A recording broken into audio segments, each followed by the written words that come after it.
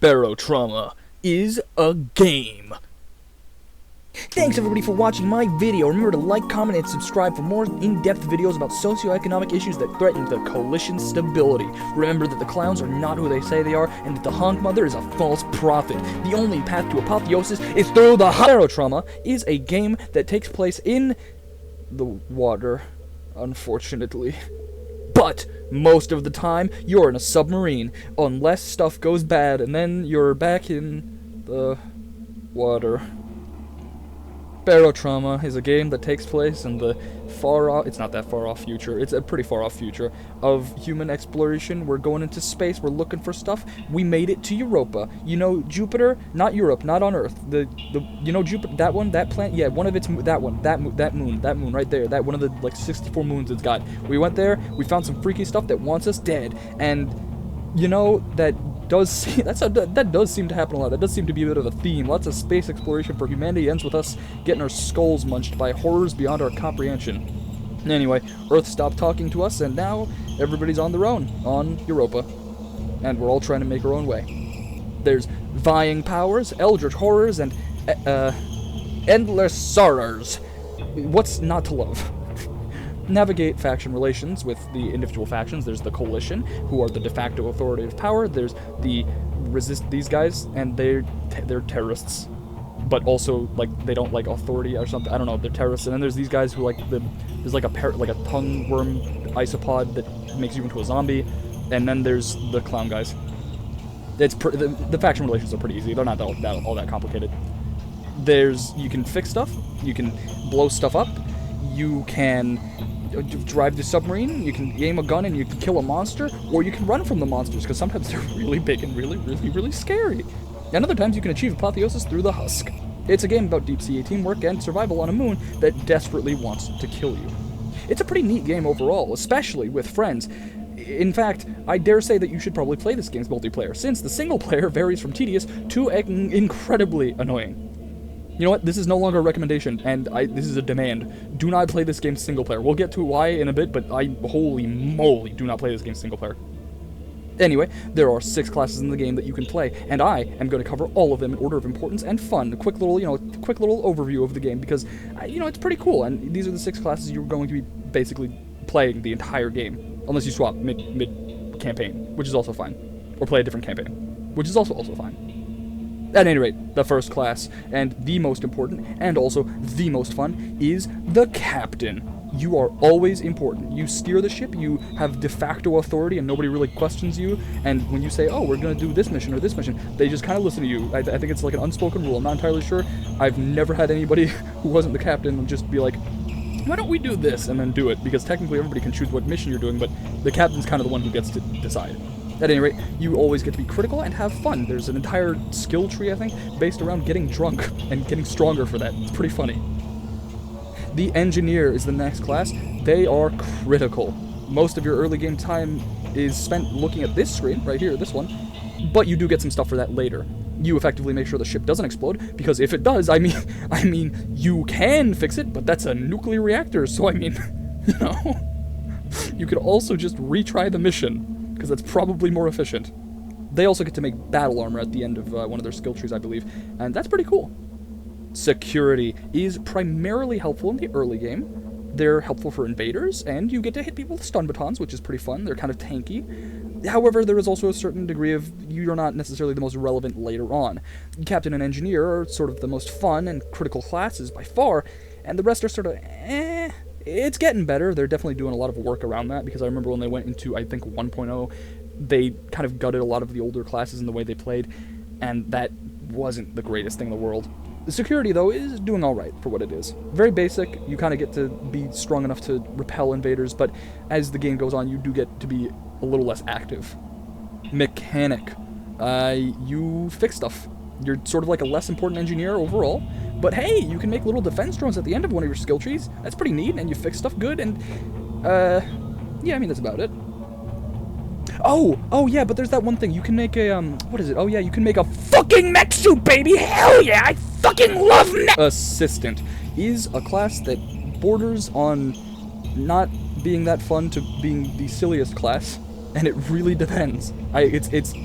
it used to be always the silliest class. It always used to be one of the more fun classes, and then they went into one play, oh, now you can't one-shot people with a hammer, little squeaky toy hammer, and, I mean, now Assistant, at any rate, is sort of a support class, and a primary aspect of them is they have this one skill that makes I think it might even be part of a skill tree, but they get to make other people work better, which, while their own skill sort of decreases, which sort of means that you'll spend a lot of time as Assistant just kind of, like, being a fucking NPC and, like, just not doing anything. You just kind of stand around, and it's like, listen, okay, yeah, listen, some people might be into the kinky little thing of, like, a leash of somebody snaps their fingers next to a junction box that they need to repair, and they're like, you know, assistant, come here, sit, and you just kind of walk over there, and some people might be into that, and, you know, I'm not one to talk, right, but I don't really like that. I don't think that that's a great way to play the game, because effectively, you're not playing the game, you're just kind of a body.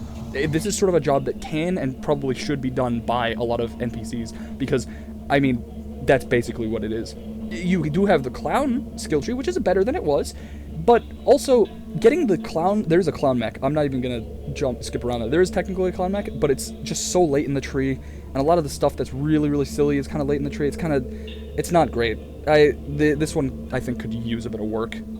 Although they did, you know, you can revive people with the hammer. That's pretty nice. That's pretty nice. Nevertheless, not the greatest class. Doctor. This class is probably the most superfluous, if I'm being honest. With a competent, not exceptional, mind you, just competent captain or anybody else, you can just sort of sit in a room each mission because nobody needs healing. And, I mean, there's also health scanners, so they don't need you to diagnose them. There's auto-injectors, which means they don't need you to inject them with anything. Technically, that you can turn yourself into a biological demigod using one of the tech or the skill trees, but I mean, it takes quite a long time if you're not willing to make the experience for other players way less enjoyable by making them stop the submarine every time you guys kill something. It's not great.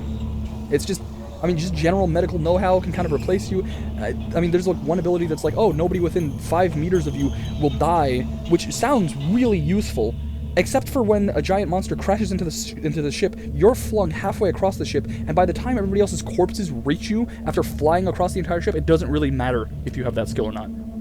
Honestly, this one isn't as important as it could be, and that makes it a little bit less fun. Not the greatest, but at least a little bit helpful in the early game. Overall, the classes are pretty cool. They're not the most balanced, and there's definitely a lot of work that I think should be done, and there's definitely, I will say, there are a lot of mods that sort of help out with this. But I think they need a little bit of work, some of them. Because some of them are just incredible and very enjoyable and fun and the best ones in the game by far. And then others aren't. They're a bit superfluous. And for a lot of them, you have to wait quite a long time to have some real fun. However, it is a teamwork game, and the game does actually keep a lot of stuff interesting with random encounters, even if that doesn't always quite work. But it's pretty alright. But now, as I promised, the single player. Why don't play the single player? Why not play, you know, I mean, you'll be the most important person in the single player. Why wouldn't you want to play that? I mean, that solves all the problems, doesn't it? The single player AI, even just the AI in the game, fucking sucks. Holy moly. For enemies, it's fine. If you have some giant monster crash into your submarine, yeah, okay, fair enough. You know what? That's pretty scary. But when that is also the same AI that your friendly NPCs are using, dear God. I mean, you have to do everything on single player. These things have been here for ages, but you have to do everything that requires any effort, which is a real shame, because ideally, that's why you have little AI helpers, little NPCs, you know, to delegate stuff, so you don't have to mine every single rock and delve every single ruin by yourself constantly. I mean, holy moly, these things suck. Oh my god, do not play single player. At least don't play unmodded single player. Holy moly. With my main gripe out of the way, like effectively the classes and the single player, this game kind of bangs. I'm not gonna lie.